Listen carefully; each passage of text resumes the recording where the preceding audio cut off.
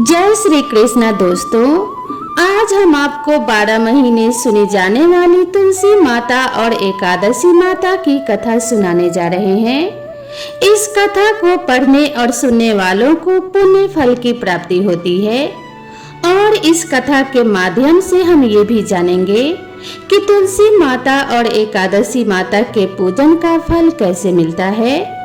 इसीलिए इस कहानी को पूरा अवश्य सुने, आधा अधूरा ना छोड़ें।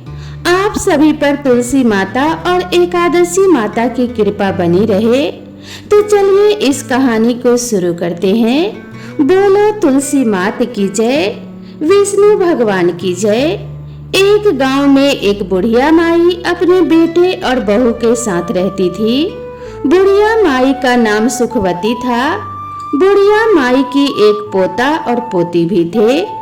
सुखवती के परिवार में सब हंसी खुशी रह रहे थे और उनका अच्छे से समय बीत रहा था, क्योंकि बुढ़िया माई बड़े ही नियम कर्म वाली थी और वह हमेशा एकादशी का व्रत रखती थी और तुलसी जी का नित्य पूजन करती थी। वह तुलसी जी को नित्य जल देती थी। वह सुबह उठती, तालाब पर जाती, स्नान करती और तुलसी जी की पूजा करती थी।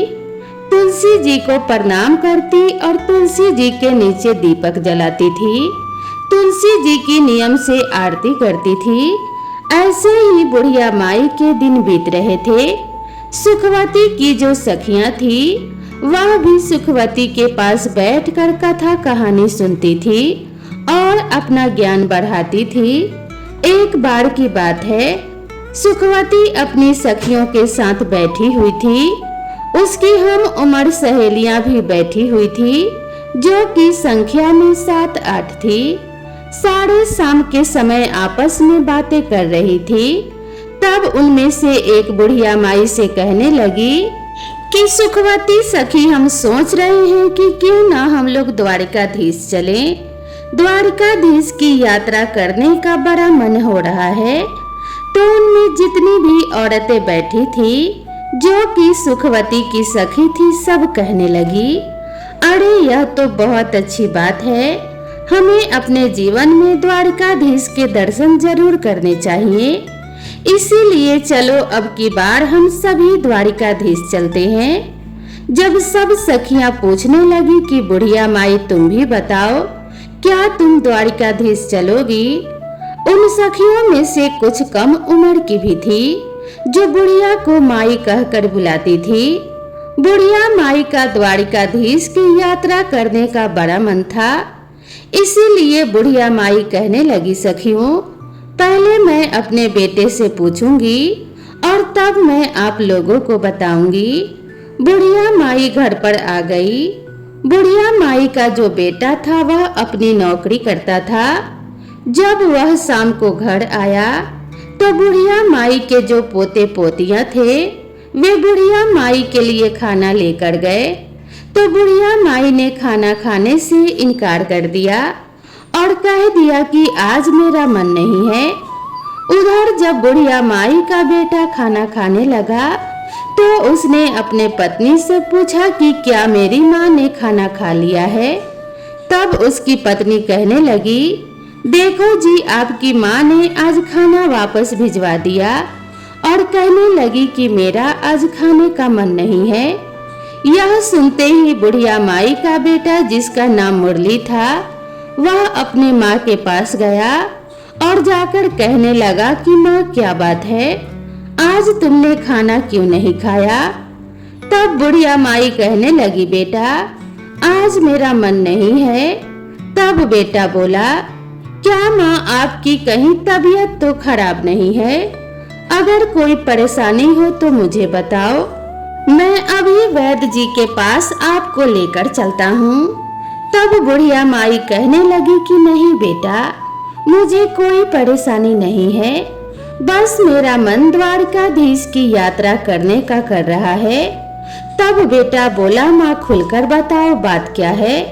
तब बुढ़िया माई ने शाम को हुई अपनी सखियों के बीच की सारी बातें अपने बेटे को बता दी कि बेटा, मेरी 8-10 सखियां द्वारिकाधीश की यात्रा पर जा रही हैं और मेरा भी बड़ा मन है कि मैं भी द्वारिकाधीश की यात्रा पर जाऊं। इतनी बात सुनकर बेटा बोला, माँ तो कोई बात नहीं, इसमें इतना सोचने की क्या बात है, मैं तुम्हारा यात्रा पर जाने का प्रबंध कर देता हूँ, तुम यात्रा पर चली जाओ। तो बुढ़िया माई बेटे के मुंह से यह बात सुनकर बड़ी खुश हो गई और वह अपने द्वारिकाधीश का ध्यान करने लगी और कहने लगी, बेटा पर एक मेरी चिंता और है। तब बेटा बोला, माँ बताओ क्या बात है। और माँ बोली, बेटा अगर मैं द्वारिकाधीश की यात्रा के लिए जाऊंगी तो कम से कम 4-5 दिन तो लग ही जाएंगे, और फिर उसके बाद मेरी आंगन में जो तुलसी रखी है उसे कौन सींचेगा, उसकी कौन पूजा पाठ करेगा और कौन उसकी आरती करेगा। तब बेटा बोला, माँ तुम बिल्कुल भी चिंता मत करो, वह सब तुम्हारी बहू कर लेगी, मैं उससे बोल दूंगा, वह तुम्हारी तुलसी जी की पूजा कर लेगी। अब बुढ़िया माई निश्चिंत हो गई और वह कहने लगी कि ठीक है बेटा। और अगली सुबह बुढ़िया माई द्वारिकाधीश जाने की तैयारी करने लगी।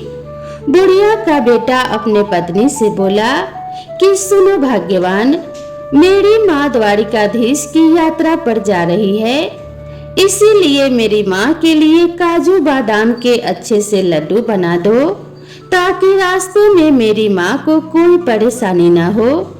जो बुढ़िया की बहू थी वह मन ही मन में सोचने लगी, मुझे तो एक दिन के लिए भी मायके जाने नहीं देते हैं, उनके काम बिगड़ते हैं। और अब देखो बुढ़िया माई आराम से 4-5 दिन की यात्रा के लिए जा रही है। चलो यात्रा के लिए जा रही है वह तो ठीक है, अब इनकी पूजा पाठ का काम भी मुझे सौंप कर जा रही हैं। बुढ़िया की बहू कुछ कह तो नहीं पा रही थी, लेकिन उसने मन ही मन एक साजिश रची। उसने अपने पति से तो बोल दिया कि ठीक है, मैं माँ के लिए गोंदगिरी और बादाम काजू के लड्डू बना दूंगी और उन्हें एक डब्बे में भर कर माँ जी को दे दूंगी। बेटा तो सुबह नौकरी पर चला गया और जो बुढ़िया की बहू थी उसने क्या किया कि जो तुलसी का गमला बुढ़िया माई के आंगन में लगा हुआ था उसमें से उसने तुलसी जी को जड़ से उखाड़ लिया और जड़ सहित उसे एक पीतल के डब्बे में भर दिया और अपनी सासू माँ को थैले में रख कर दे दिया और बोली, ये लो माँ जी, इसमें गोंदगिरी के काजू बादाम के लड्डू हैं, आप इन्हें रास्ते में खा लेना। और बुढ़िया माई अपने बेटा बहू को आशीष देती हुई अपनी तीर्थ यात्रा के लिए चलते समय अपने बहू से बोली, बेटी मेरी तुलसी जी का ध्यान रखना। बहू बोली कि ठीक है माँ जी, आप बेफिक्र होकर जाइए। अब बुढ़िया माई ने तो आशीर्वादों की झड़ी लगा दी। वह कहने लगी, बहू ने तो मुझे काजू बादाम के लड्डू बनाकर दिए हैं। वह कहने लगी, दूधो नहाओ पूतो फलो, लाखों में बैठो करोड़ों में उठो, दिन दूनी रात चौगुनी तरक्की करो। उसके मुंह से तो आशीष फूट रहे थे और सौभाग्यवती रहो, मेरे बेटे का अच्छा काम चले। अब वह तरह तरह के आशीर्वाद देती हुई बुढ़िया माई अपने सखियों के साथ जा मिली। अब सारी सखियां और बुढ़िया माई द्वारिकाधीश की पैदल यात्रा कर रही थी। यात्रा करते करते उन्हें शाम हो गई। शाम के समय जब वह थक गई तो एक जगह उन्होंने देखा, वहां पर बैठकर वह विश्राम करने लगी और अपना खाने पीने के लिए जो सामान लाई थी सब निकाल कर खाने लगी। तब बुढ़िया माई ने अपना डब्बा खोल कर देखा तो उसमें घी से बने काजू बादाम के लड्डू भरे हुए थे। बुढ़िया माई ने आधा लड्डू खुद खाया और आधा लड्डू सब सखियों में भी बांट दिया और भगवान का भोग भी मन ही मन लगा दिया। अब सब सखियां कहने लगी, अरे सुखिया, क्योंकि उसका नाम सुखवती था तो सब सुखिया भी कहते थे, अरे तुम्हारी बहू तो बड़ी अच्छी है, देखो तुम्हारी बहू कितना तुम्हारा ख्याल रखती है। तुम्हारी बहू ने तुम्हारे लिए घी के लड्डू बना कर दिए हैं और तुलसी माता को याद कर रही थी। चलते चलते अब वह सारी सखियां द्वारिकाधीश पहुंच गई। तो जब वहां पहुंची तो शाम का समय हो रहा था। शाम का समय था, वहां पर बहुत लंबी भीड़ लगी हुई थी। द्वारिकाधीश के मंदिर के आगे लंबी लाइन लगी हुई थी। द्वारिकाधीश के दर्शन करने के लिए लंबी लाइन देखकर बुढ़िया माई मन ही मन सोचने लगी और आंख बंद करके ही, प्रभु जी इतनी लंबी भीड़ है, अगर मुझे आपके दर्शन नहीं हुए और पट बंद हो गए तो मेरा यहाँ आना तो बेकार हो जाएगा। तभी बुढ़िया माई द्वारिकाधीश से मन ही मन प्रार्थना कर रही थी कि हे प्रभु, एक बार जीवन में मुझे दर्शन दे दो। मैं बड़ी दूर से आपके दर्शन के लिए पैदल चलकर आई हूँ। हे प्रभु, आपके दर्शनों की प्यासी हूँ। अब बुढ़िया माई की आंख खुली तो देखा, उसने एकदम से चमत्कार हो गया। वह तो लाइन में सबसे आगे खड़ी थी और द्वारिकाधीश जी सामने थे। बुढ़िया माई की तो हैरानी का ठिकाना नहीं रहा। कहाँ तो वह सबसे पीछे थी और कहाँ वह लाइन में सबसे आगे आ गई। पंडित जी सबका प्रसाद चढ़ा रहे थे। बुढ़िया ने अपना डब्बा खोलकर देखा तो उसमें एक लड्डू और एक तुलसी जी की पत्ती रखी हुई थी।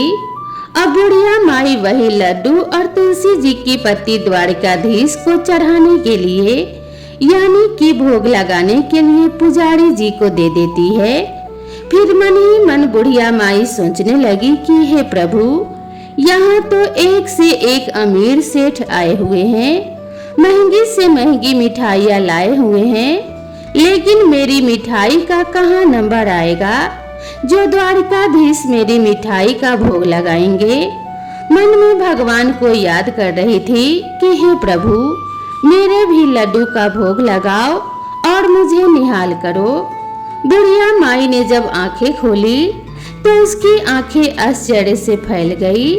यह द्वारिकाधीश के हाथ में जो लड्डू था वह वही लड्डू था जो बुढ़िया माई ने भोग लगाने के लिए दिया था, और वही तुलसी की पत्ती थी जो ठाकुर जी के हाथ में थी। अब तो वो बुढ़िया माई बड़ी प्रसन्न हुई। वह तो गदगद हो गई कि प्रभु ने मेरा भोग स्वीकार कर लिया। तभी जो द्वारिकाधीश जी के पुजारी जी थे वह सबको प्रसाद दे रहे थे, तो उसने बुढ़िया माई को भी प्रसाद दिया। बुढ़िया माई ने वह प्रसाद अपने पल्लू में ले लिया और हाथ जोड़ लिए। फिर वे प्रसाद को लेकर सोचने लगी, यह प्रसाद मैं घर लेकर जाऊंगी, अपने बहू बेटे और पोते पोतियों के साथ मिलकर इसका भोग लगाएंगे और सब इस प्रसाद को ग्रहण करेंगे, क्योंकि यह द्वारिकाधीश का आशीर्वाद है। यह सोचकर उसने उस पीतल के डब्बे में जो भोग था, जो पुजारी जी ने प्रसाद दिया था, उस प्रसाद को बुढ़िया माई ने उस डब्बे में रख लिया और बाहर आ गई। बाहर आई तो काफी देर तक अपने सखियों का इंतजार करने लगी। जो काफी देर बाद उसकी सखियां आई तो कहने लगी, अरे बड़ी घबराहट हो रही है, बड़ी भीड़ थी, हमें तो सही से दर्शन भी नहीं हुए द्वारिकाधीश के, इतना चलकर आए हैं, इतनी धक्का मुक्की है, लेकिन हमें वहां दर्शन ही नहीं हुए। कोई कहती, अरे मुझे तो थोड़ा थोड़ा सा दर्शन हुआ है, बड़ी भारी भीड़ है। सब अपनी अपनी परेशानियां गिना रहे थे और बुढ़िया माई मन ही मन मुस्कुरा रही थी। वह कहने लगी कि मुझे तो द्वारिकाधीश के बहुत अच्छे से दर्शन हुए हैं और मेरा तो भगवान ने प्रसाद भी ग्रहण किया है। इस तरीके से अब सारी सखियां अपने द्वारिकाधीश की यात्रा करके अपने गांव के लिए वापस जल्दी घर पहुंचने पर बुढ़िया माई ने अपने बेटे बहू को आवाज लगाई। बेटा अंदर से आया और माँ के पैर छुए। बेटा को माँ ने बहुत ही आशीर्वादों की झड़ी लगा दी। जुग जुग जियो मेरे लाल, मेरी यात्रा बड़ी सफल रही। फिर कहने लगी, अरे बेटा बहू दिखाई नहीं दे रही है, क्योंकि बेटा हाथ में पानी का गिलास लेकर खड़ा था कि लो माँ पानी पियो और आराम से बैठ जाओ। पानी का गिलास जब बेटा लेकर खड़ा था तो बुढ़िया माई पूछने लगी, बेटा बहू कहाँ गई है? तब बेटा बोला, माँ मैंने उसे घर से निकाल दिया। माँ कहने लगी, बेटा यह तूने क्या अनर्थ कर दिया मेरे जाने के बाद। मैं जो 4-5 दिन की यात्रा पड़ गई और तूने पीछे से बहू को घर से निकाल दिया। ऐसा क्या हुआ था जो तूने मेरी बहू को घर से ही निकाल दिया? मेरी बहू तो बड़ी गुणी है। तब वह बेटा कहने लगा, माँ जो तेरी बहू है उसने तेरे साथ बड़ा छल किया है। मैंने उसे गोंद और बादाम काजू के लड्डू बनाने के लिए बोला था कि मेरी माँ यात्रा पर जा रही है, और उसने आंगन में लगी तुलसी को उखाड़कर उसकी जड़ समेत उस पीतल के डब्बे में भरकर तुम्हें दे दिया। अब बुढ़िया माई कहने लगी, अरे बेटा मैंने तो डब्बा खोलकर देखा था, उसमें तो काजू बादाम के ही लड्डू थे, और मैं खाई भी और अपने सखियों को भी खिलाई। तब वह कहने लगा, नहीं माँ, उसने तो यह साजिश रची थी। जब मैंने तुलसी जी की पूजा के लिए बोला तो आंगन में तुलसी नहीं थी। तब मैंने उससे पूछा तो उसने मुझे सारी बात बताई कि उसने जो जलन में आकर, क्योंकि माँ तो यात्रा के लिए जा रही है और मुझे मायके भी नहीं भेजते हैं, इसीलिए उसने तुलसी जी को उखाड़कर आपके डब्बे में भर दिया।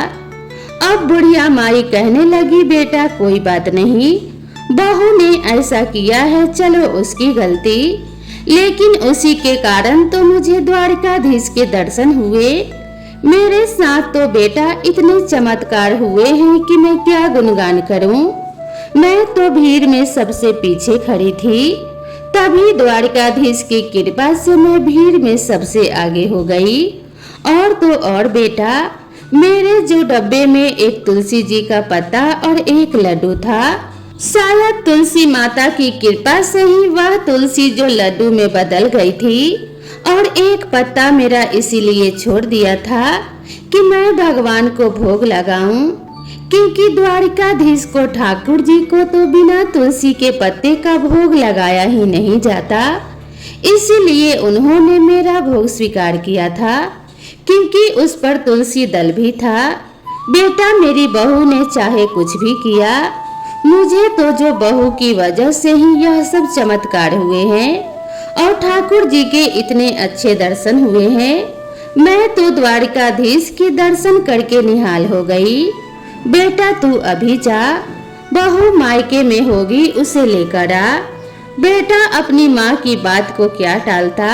बेटा जो चल दिया अपने पत्नी को लाने उसके मायके से, और अपने पत्नी को लेकर आ गया।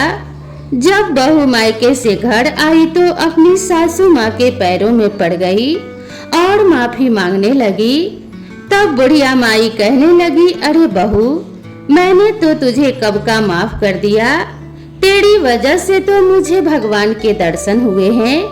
अगर तू ऐसा ना करती तो पता नहीं मुझे भगवान के दर्शन होते भी या नहीं होते।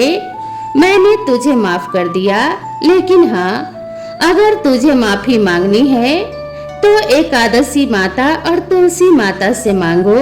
बहू ने तुलसी माता से माफी मांग ली और फिर उनको याद आया, अरे मैं तो जो द्वारकाधीश से तुम्हारे लिए प्रसाद लेकर आई थी, याद भी कहाँ है।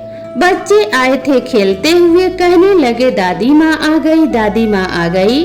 दादी माँ यात्रा पर गई थी तो हमारे लिए क्या लेकर आई। दादी माँ बोली, अरे बच्चों, मैं सबके लिए वहाँ से द्वारकाधीश का प्रसाद लाई हूँ, सब थोड़ा थोड़ा मिल बांट कर खाएंगे।